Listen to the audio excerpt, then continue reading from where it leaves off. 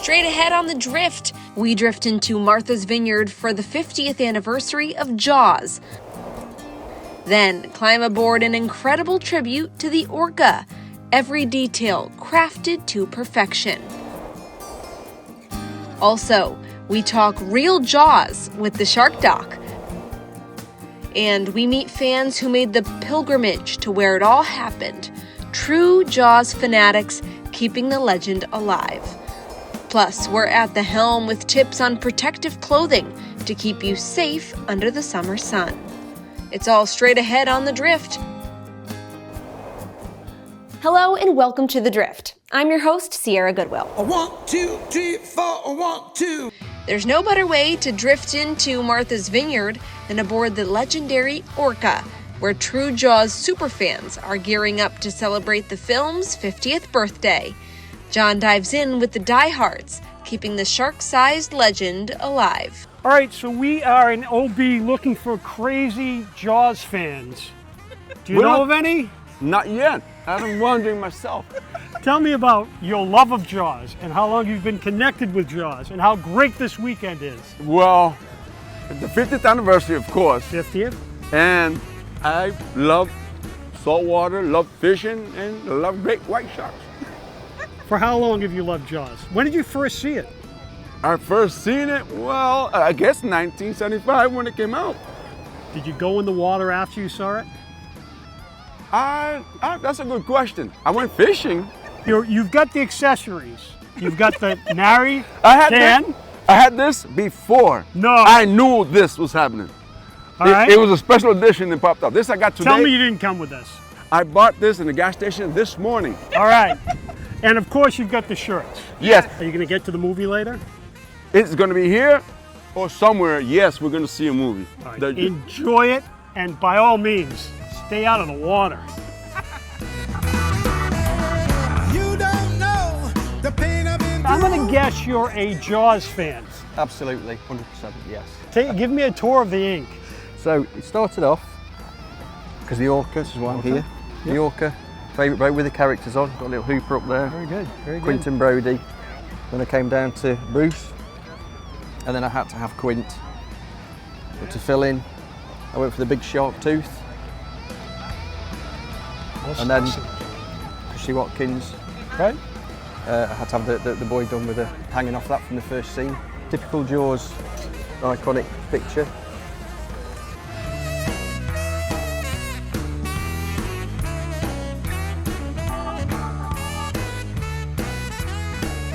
You know what you do if you're encountered by a shark. Yeah. What do you do? If you're actively about to be attacked, you want to punch towards the gills. The nose is probably a bad idea because why would you want to be closer to the mouth? Good point. Also, if it's just really towards you, not trying to bite you, you can just grab it and rotate it inverted to put it into tonic immobility, so it literally can't move.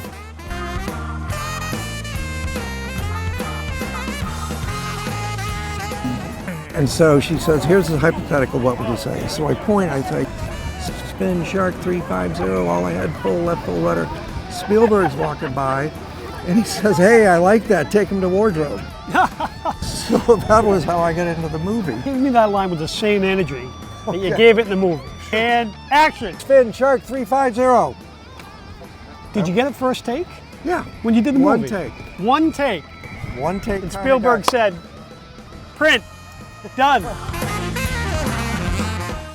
And then he arrived. The wait was worth it. The crowd got hooper.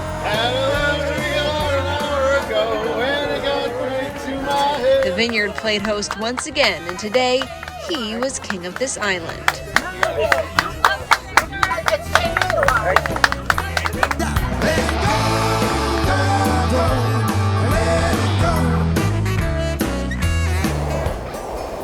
We climb aboard an incredible tribute to the ORCA, a labor of love from its builder, and a salute to one of the most famous boats in movie history. It's all straight ahead on The Drift.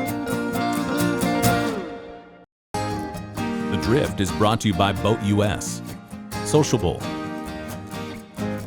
and Subaru of New England. At the Helm is brought to you by Boat US. Better boating starts here. Welcome back to the social place for boating, the Drift. And now we're at the helm with Boat US. Did you know the right boating attire can do more than keep you cool? You gotta protect your skin from the sun. That includes using sunscreen and sun protective clothing.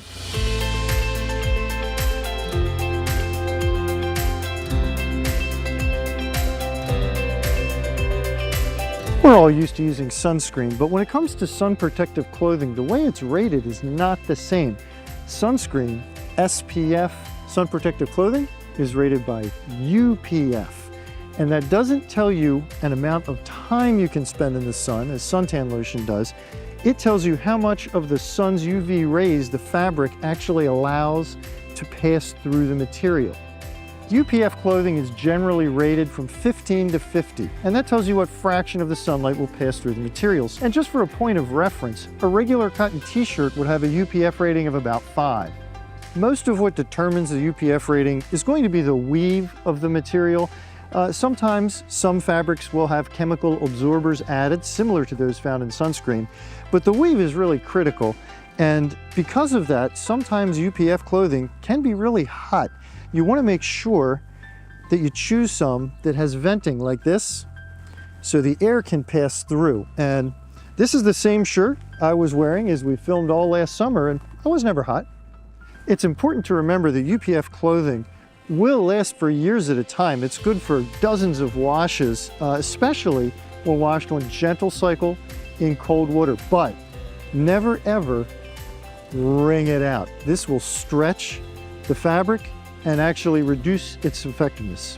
So, which UPF clothing should you choose? Well, obviously, that's your call. Just remember that anything with a UPF rating of 30 or higher only lets about 5% of the sun's rays through and is considered very protective. And don't forget to dress for summer success. Better boating starts with Boat US. Visit boatus.com for more helpful boating tips.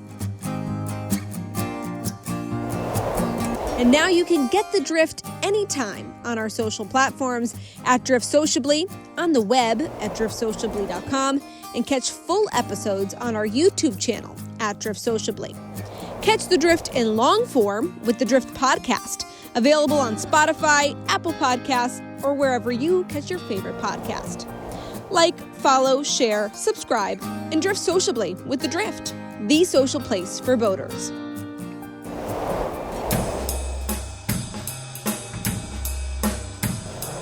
Meet master craftsman Michael Sterling, the builder behind an incredible labor of love and the star of Jaws Weekend. It's a tribute to one of the most famous boats in movie history. Every inch of his ORCA replica is built to impeccable detail. John climbs aboard to see it for himself. Mike, tell me about the ORCA. This is incredible. What do you want to know? I want to know how it came to pass. I want to know about your love for Jaws. I want to know why you built the darn boat. 1975, I'm 7 years old. Jaws came out in the cinema. I come from a steel town and everything's closed down. There's 2 cinemas left open. My sister, my cousin and my mum were all girls. Took us to see Jaws at the cinema. Jaws did put a lot of fear into a lot of hearts of kids. I didn't want to go in the bath, never mind the water. All right, so tell me about this vessel. What was the base? This is a 1964 Vinnie Kavanagh lobster picnic boat, and he built a couple of these, but this was more or less the same hull shape as the boat that was used in Jaws, the base boat that they used. This is the classic scene. This is it. This is the lamp when Brody comes in for the thing. He hits his head on the lamp like that, and he comes in and it's the. Here it is. Yeah, and he's the. When I was building this, I made sure you could get your leg up like this. See that? That's good. Scoop right round there. Right. That is awesome. All of this stuff is really hard to find because everybody has gone Jaws crazy. You can't. That stove, the clock, it's as close as I could get it because I actually work for a living, right? So. But so like this piece, exact? No. No. Can't. People have them That's like the unicorn horn. Tough to find. This is 3D printed. Eventually I'll get it. That stove's exact, that pan's exact, the coffee pot's exact. The lamp is the porthole, couldn't find the outside, so I made it. It's a work in progress. And another guy, Steve Bird, came from Canada to help me. He brought the light, he made me the jacket. This is his toolbox. He made the cushions as well. I've had help, but this is not just a sole thing, I've had help with it. And all weathered by design. He made them Steve made these, and he even missed out the button, right, and he scooped this out because he said that's where Hooper sits and there's a dent, so he actually he took the material at the end. Fabulous. So what was the biggest challenge? Biggest challenge, family, 2 kids, running my own business, and a very understanding wife. Anybody else would have packed up and gone because I'm a bit of a handful.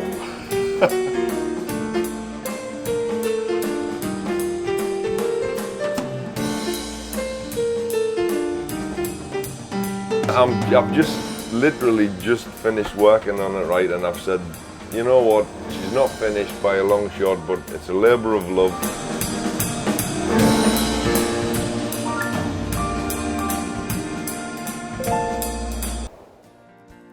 For more on the ORCA, visit driftsociably.com or follow along on social media at driftsociably.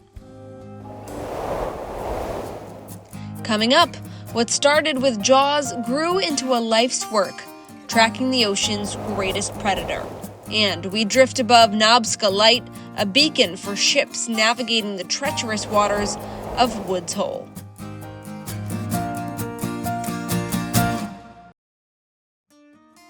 Now there's a place where the drift is always from the on. cast. Check Always out our an YouTube informative page slice at Drift from the Sociably. popular The Drift podcast. Find full episodes. And this and time, your John favorite dives Drift deep features. into Jaws That's with a Drift true shark Sociably on expert. YouTube. Here at the social Drift, place for we voters. call him the Get the Shark drift? Dog. Here he is again, Greg Skomal. Greg, how are you? Hey, John, it's good to be back. I'm doing great. Greg, I like to say that you have the coolest state job on the planet, right? You're a marine biologist. You work for the state of Massachusetts. It doesn't get much better than that if you're into fish like you are, right? Yeah, I mean, arguably, I'll take on anybody else that works in state service in terms of the adventure in my job, the fun, what I get to do. I mean, a lot of people see what I do on TV. What they don't see is the data analysis, the compilation of data, the writing, the grant writing, all the things behind the scenes. But it's still, bar none, I think, the best job, in civil service. What brought you to your love of sharks? Was it a Jaws thing? Because you were just that right age, right? Yeah, I am at the right age. I saw it in a movie theater, in Fairfield, Connecticut, where I grew up. And that was back in 1975. I already liked sharks. I liked fish. I thought sharks were really cool animals. Jaws definitely impacted me, but not like it did other people. Most people were frightened by the big plastic shark. I thought it was really fascinating, and I was fascinated by the guy who was the marine biologist in the film, played by Richard Dreyfuss. So, at an early age, I decided maybe that would be a really cool job to get. Well, it is a cool job to get. And not only that, do you work with the state and your wonderful work on media and informing the public, you're very much involved with the White Shark Conservancy, right? Let's talk a little bit about that. Oh, absolutely. The Atlantic White Shark Conservancy is a nonprofit started in 2012 to not only assist with funding our research, but it also has the mission of educating the public about white sharks and trying to enhance public safety regarding white sharks.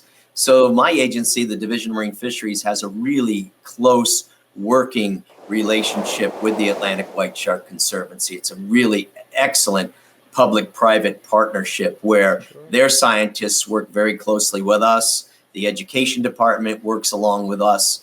And we try to, get not only the information, the research done, but the information out to the general public as quickly as we can. and to do that, of course they've established the Sharktivity app, which we post data to in almost real time.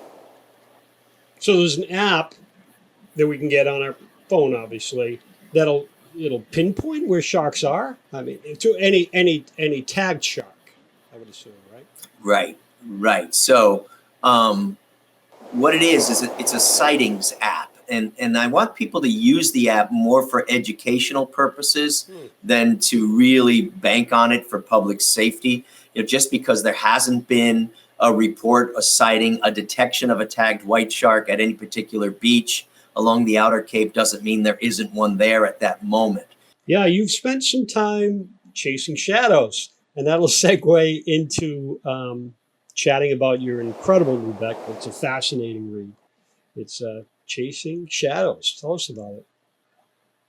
Yeah, it's a book I didn't think I would write until after I retired, but with the urging of a literary agent named Susan Canavan, and with the assistance of a phenomenal writer named Rhett Talbot, I did this much sooner than I thought I would. And it really is about the trajectory of my career, my life, growing up as a kid who wanted to study white sharks, to being able to actually do that, while talking about the history of white shark research.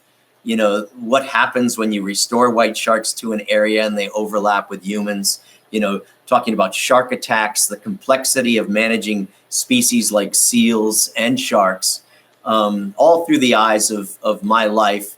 And it includes a number of stories about research on other shark species. And it doesn't read, like a textbook. It reads, I think, more like an adventure, and which my life has been.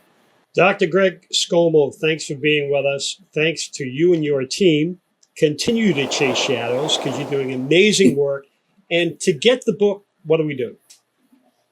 Well, it's sold anywhere books are sold, from local bookstores to online bookstores. So, yeah, it is available. We call him the Shark Doc. Thanks for being our friend. Thanks for joining us, Greg. My pleasure, John. Always great to hang out with you. Remember to follow the Drift Podcast at driftsociably.com and wherever you listen to podcasts. Straight ahead on the Drift, drifting above Nobska Light. Drift Above is brought to you by Subaru of New England. It's time for Drift Above. It's when our talented drone pilots take you high above for amazing views of the lakes, waterways, oceans, wildlife, and seashores that we so enjoy. From the sky, it rises gracefully on the bluff at Woods Hole. White tower, red roof, and a view that takes your breath away. Nobska Light has stood here since 1876, guarding the waters where Vineyard Sound meets Buzzards Bay. For nearly 150 years, its beam has guided mariners through one of New England's trickiest passages, Woods Hole, where fast tides and hidden shoals keep even the most seasoned captains on their toes. To those who sail these waters, Nobska has always been more than a landmark. It's a lifeline. The lighthouse was once home to keepers and their families who lived right here on the grounds, tending the light through fog, storms, and long winter nights. Today, Nobska Light is fully automated, but it still casts its beam across the bay, a timeless reminder of New England's maritime heritage. On shore, the lighthouse has become a favorite stop for visitors. Couples pose for photos, families spread out picnics, and boaters who once depended on its light now admire its beauty from the land. It's a place where history, community, and the sea meet. From above, you see why Nobska is more than just a light.